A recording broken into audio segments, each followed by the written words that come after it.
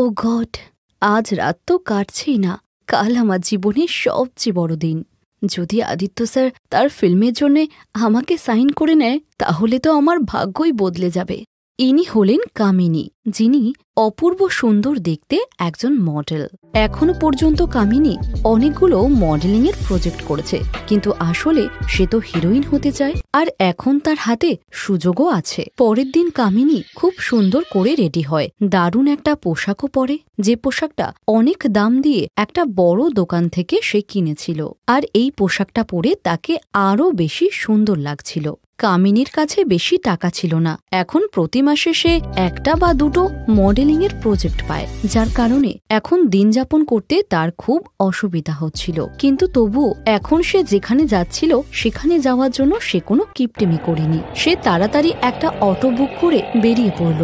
কোথায় যাবেন ম্যাডাম? আপনি আমাকে গ্রাসিয়া হোটেলে নামিয়ে দিন। ঠিক আছে ম্যাডাম, আমরা আধ ঘন্টার মধ্যেই পৌঁছে যাব। ঠিক আছে দাদা। অটো ড্রাইভার কেশব চুপচাপ অটো চালাচ্ছিল, আর পিছনে বসে কামিনী তার ভবিষ্যতের রঙিন স্বপ্ন দেখছিল। আসলে সে শহরের সবচেয়ে নামকরা হোটেলের পার্টিতে জয়েন করতে যাচ্ছিল, যেখানে গিয়ে তার দেখা হবে নামকরা ফিল্ম ডাইরেক্টর আদিত্যর সঙ্গে। এদিকে আদিত্যর এখন একটা সুন্দর মডেলের দরকার ছিল, যাকে সে তার আপকামিং মুভিতে হিরোইন হিসাবে দেখতে চায়। আর কামিনীর বিশ্বাস ছিল যে সে নিজেকে এই ভূমিকার জন্য প্রমাণ করতে পারবে। দাঁড়ান দাদা, এখানেই দাঁড়িয়ে যান। আমি আপনাকে ভেতরে ছেড়ে দিয়ে আসছি ম্যাডাম। বুঝুন দাদা, আমি ভিতরে অটো করে যেতে পারবো না। আচ্ছা আচ্ছা, কোনো ব্যাপার নয় ম্যাডাম। কামিনী অটো থেকে নেমে কেশবকে টাকা দিয়ে যখন এগিয়ে যাচ্ছিল, তখনই কামিনীর পোশাকটি অটোর একটি হুকে বেঁধে গিয়েছিল, আর কামিনী এগোতেই সেটা ছিঁড়ে গেল। Oh no, shit shit shit shit, এটা আজ কি হওয়ার ছিল? তাও আবার এই পোশাকটার সঙ্গে। এবার আমি পার্টিতে কি করে যাব? কি করব এখন? আরে, এটা কি করে হলো? মাফ করবেন ম্যাডাম। না না দাদা, এতে আপনার কোনো ভুল নেই, আমি খেয়াল করিনি। কিন্তু এখন কি করব? এক কাজ করুন দাদা, আমি যেখান থেকে উঠেছিলাম আমাকে ওখানেই নামিয়ে দিন। এখন এই ছেঁড়া জামা পরে আমি তো আর পার্টিতে যেতে পারবো না। ম্যাডাম, যদি কিছু মনে না করেন, মনে হচ্ছে আপনার সমস্যার সমাধান আমার কাছে আছে। আচ্ছা, কি উপায় আছে? ম্যাডাম, এখান থেকে 5 মিনিট দূরেই আমার বাড়ি। ওখানে আমার মেয়ে দীক্ষা থাকে। ওই সেলাই ফোড়াই, মেকআপ, মেহেন্দি, মেয়েদের সাজানোর যত রকম জিনিস হয় না, সবকিছুই ও জানে। আপনি চলুন আমার সাথে, ও আপনার পোশাক নিশ্চয়ই ঠিক করে দেবে। কিন্তু দাদা, এত বড় পার্টিতে রিপু করা পোশাক কে পরে? চিন্তা নেই ম্যাডাম, আমার মেয়ে দীক্ষা কোনো না কোনো একটা উপায় নিশ্চয়ই খুঁজে বার করবে। আর ওর কাজটা পছন্দ না হলে আপনি না হয় পার্টিতে যাবেন না, এমনিতেও তো আপনি বাড়ি ফিরে যাবেন। পার্টি শুরু হতে এখনো 1 ঘন্টা বাকি ছিল, কিন্তু কামিনীর কাছে নতুন পোশাক কেনার টাকা ছিল না।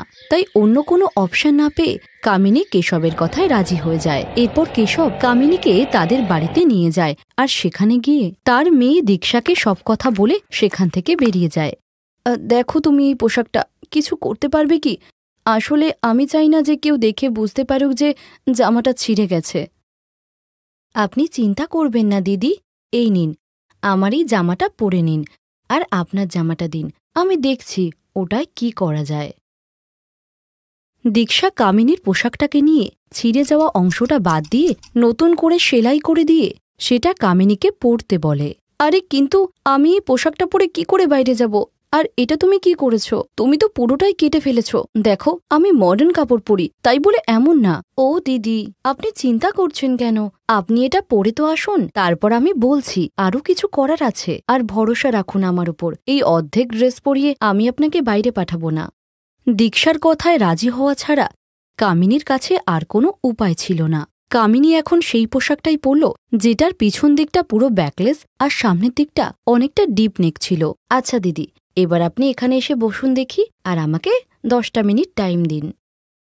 এই বলে দীক্ষা তার হাতে একটা মেহেন্দির প্যাকেট নেয়, যেটা দেখে কামিনী কিছুই বুঝতে পারছিল না। কিন্তু তবুও সে দীক্ষার কথা শুনে সেখানে বসে পড়ল, আর তারপর দীক্ষা তার কামাল শুরু করল। কিছু সময়ের মধ্যেই কামিনীর ফ্রন্ট আর ব্যাক সাইডে মেহেন্দি দিয়ে খুব সুন্দর ডিজাইন করে ফেলল, যেটা দেখতে খুব সুন্দর লাগছিল। আর কামিনীও অনেকটা কমফোর্টেবল ছিল এখন। আরে এটা তো দারুণ ব্যাপার। দীক্ষা, তুমি তো সত্যিই জাদুকরি। দারুণ হয়েছে এটা, আমার দারুণ পছন্দ হয়েছে। আচ্ছা বলো, এটার জন্য তোমাকে কত টাকা দেব?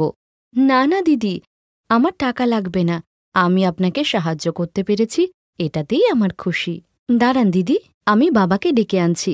আপনাকে সঠিক সময় পার্টিতেও তো যেতে হবে। এই বলে দীক্ষা কেশবকে ডাকতে বাইরে চলে যায়। আর কামিনী দেখে দীক্ষা তার খাবার ফেলে রেখেই কামিনীকে সাহায্য করছিল।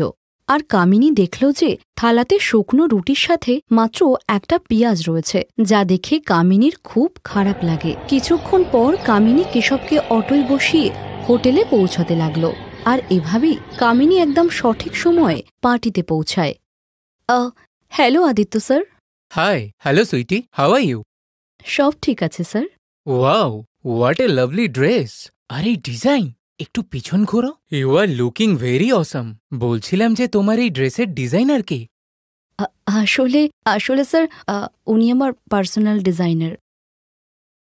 এরপর কামিনীর সঙ্গে আদিত্যর অনেকক্ষণ কথা হয়। আদিত্য কামিনীর কথাবার্তা আর ড্রেসিং সেন্সে খুব ইমপ্রেস হয়েছিল, যার কারণে কামিয়া এই প্রজেক্টটা পেয়ে যায়। আর তারপর, দীক্ষা কোথায় তুমি? বাইরে আসো। আরে তাড়াতাড়ি আসো। আরে দিদি, আপনি? আপনার পার্টি কেমন ছিল দিদি? দারুণ ছিল পার্টি। আর তুমি জানো, ওখানে সবাই আমাকেই দেখছিল। আর আমিও প্রজেক্টটা পেয়ে গেছি, হিরোইনের ভূমিকায়। বাহ দিদি, আপনাকে অনেক অনেক শুভেচ্ছা। থ্যাংক ইউ দীক্ষা, কিন্তু আসল কথা কি জানো, এসব তোমার জন্যই হয়েছে। তুমি আমার ছেঁড়া ড্রেসটাকে এত সুন্দর করে ডিজাইন করে দিয়েছ যে আমি তো পার্টির আকর্ষণ হয়ে গেছিলাম। এবার তুমি আমার কথা মন দিয়ে শোনো। আজ থেকে তুমি আমার পার্সোনাল কস্টিউম ডিজাইনার। আজকের পর থেকে আমি যে পার্টিতেই যাব না কেন, তুমি আমার পোশাক ডিজাইন করে দেবে। আর শোনো, আমি সব জায়গাতেই এই মেহেন্দির পোশাক পরে যাব, কিন্তু তোমাকে প্রত্যেকবার নতুন মেহেন্দির ডিজাইন করতে হবে। বলো, তুমি পারবে তো করতে? হ্যাঁ দিদি, আমি কেন পারবো না? আপনি তো জানেন আমার মেহেন্দি করার কত ইচ্ছা। হ্যাঁ, আমি তো দেখলাম তুমি কত সুন্দর মেহেন্দির ডিজাইন করো। এখন তোমার এই ট্যালেন্টটাকে সবার কাছে পৌঁছে দিতে হবে। আমি তোমাকে প্রমোট করব। প্রমোট? মানে আমি কিছু বুঝলাম না দিদি। আরে তুমি এত ভেবো না, আমি যেমনটা বললাম শুধু তেমনটা করো। এরপর থেকে কামিনী যেখানেই যেত, দীক্ষার থেকে মেহেন্দি ব্লাউজ আর বাকি পোশাক ডিজাইন করে পরে যেত। আর ধীরে ধীরে এটাই কামিনীর স্টাইল সিম্বল হয়ে গেল, যেই ডিজাইনের কারণে কামিনীও ফেমাস হলো আর দীক্ষার ইনকামের রাস্তাও খুলে গেল। এই নাও দীক্ষা, এটা তোমার প্রথম ইনকাম। না দিদি, আমি আপনাকে বড় দিদির মতো ভেবেছি। আমি আপনার থেকে পয়সা নেব না। এই টাকাটা আমি তোমাকে দিচ্ছি না। আমি যে প্রজেক্টটা সাইন করেছি এটা তারই অ্যামাউন্ট, এটা তোমার। তার মানে দিদি? এখন তুমি আর সাধারণ মেয়ে নও, তুমি একজন কস্টিউম ডিজাইনার, যার তৈরি করা মেহেন্দির পোশাক সবাই পরতে চায়, বুঝলে? আমাকে দেখে অনেকেই তোমাকে হায়ার করার কথা বলেছে, আর ওদের মধ্যেই একজন এই পয়সাটা অ্যাডভান্স বুকিংয়ের জন্য দিয়েছে। টাকার সংখ্যাটা এতটাই বেশি ছিল যেটা দীক্ষা কখনো স্বপ্নেও ভাবতে পারেনি। সে খুশিতে কেঁদে ফেলেছিল আর নিজের গুণ দিয়ে ভাগ্য বদল করার জন্য সে পুরোপুরি তৈরি হয়েছিল। এখন দুজনেরই ভাগ্যের চাকা ঘুরল। এখন কামিয়া নামকরা একজন হিরোইন, আর অন্যদিকে দীক্ষাও ফেমাস কস্টিউম ডিজাইনার। আপনি আমাদের জীবনে সাক্ষাৎ মা লক্ষ্মী হয়ে এসেছেন। না না আঙ্কেল, আপনার আর আমার জীবনে লক্ষ্মী এই জন্যই এসেছে কারণ আপনার মেয়ে স্বয়ং সরস্বতী।